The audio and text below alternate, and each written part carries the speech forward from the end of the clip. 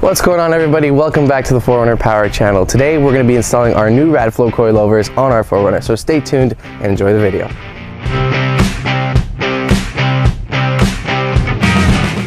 What's going on, everybody? First thing I want to say is excuse my voice. I did lose my voice a few days ago, but let's get right to it. This is no way an instructional video. I'm not a licensed mechanic, but this is just the way I did it. So as you saw there, the first step was to jack your truck up.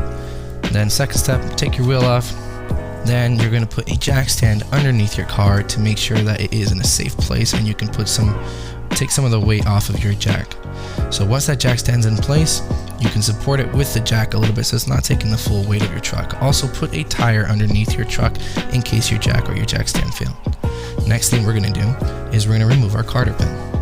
After your carter pin is removed, you're going to take a 1-inch socket and break loose that castle nut. Once that castle nut comes off, you're going to remove the brake line brackets so that they're not putting tension on the brake line. They will both be a 10mm socket.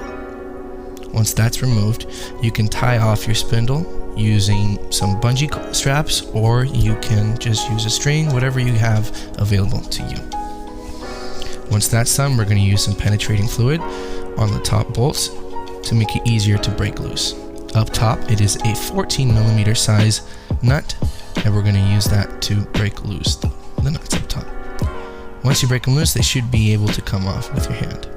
In the bottom there, at the ball joint knuckle, you're going to use a 3/4 inch socket. It's going to be the same thing for the strut mounting point on your lower control arm. 3/4 inch socket with a 3/4 inch wrench. Once you take all that off, you can remove your shock or your strut, whatever you want to call it. Now that it's off, we can actually see a comparison to the RADFLO coilovers that I acquired. As you can see here already, the eye box are a 2-inch strut. The coilovers over here are 2.5 inches.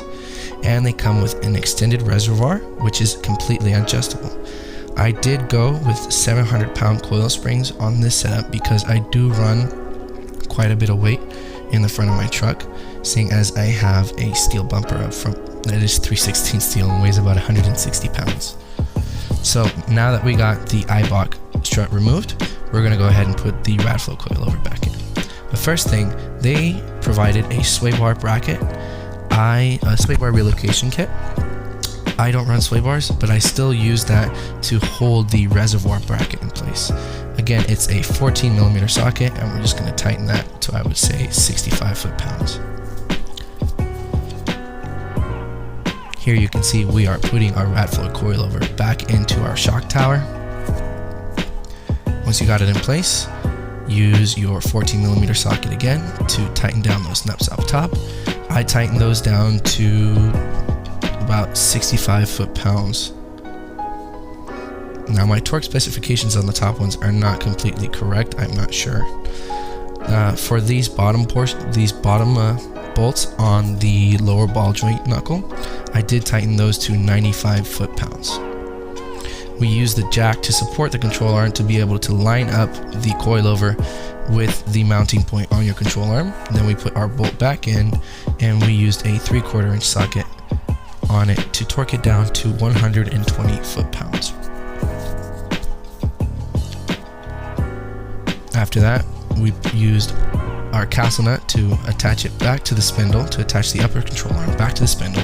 You're going to take your 1-inch socket again, and you're going to torque it down to 50 foot-pounds. Once you have it to 50 foot-pounds, get your carter pin.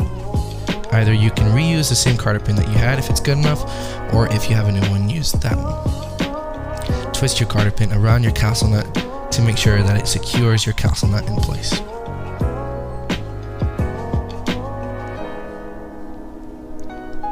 After you put the castle nut in, you're going to use a 10mm socket to put the brake line brackets back onto the spindle and the upper control arm. These are just hand tight.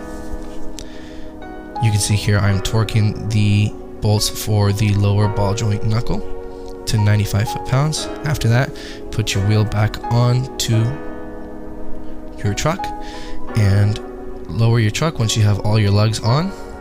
Torque your lugs down to 95 foot-pounds, and that is it. Repeat the process on the other side. All right, you guys, so we finished up this side.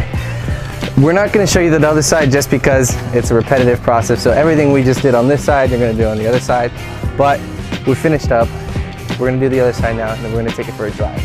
We'll let you guys know how it feels. Make sure you guys stay tuned for the next video, and we'll see you guys in the next one. Guys, so we just finished the install, taking it for a maiden voyage, getting a feel for it. It's still a little wobble, nice and soft. Feels way better than the Bilstein, well, than the my box that I have.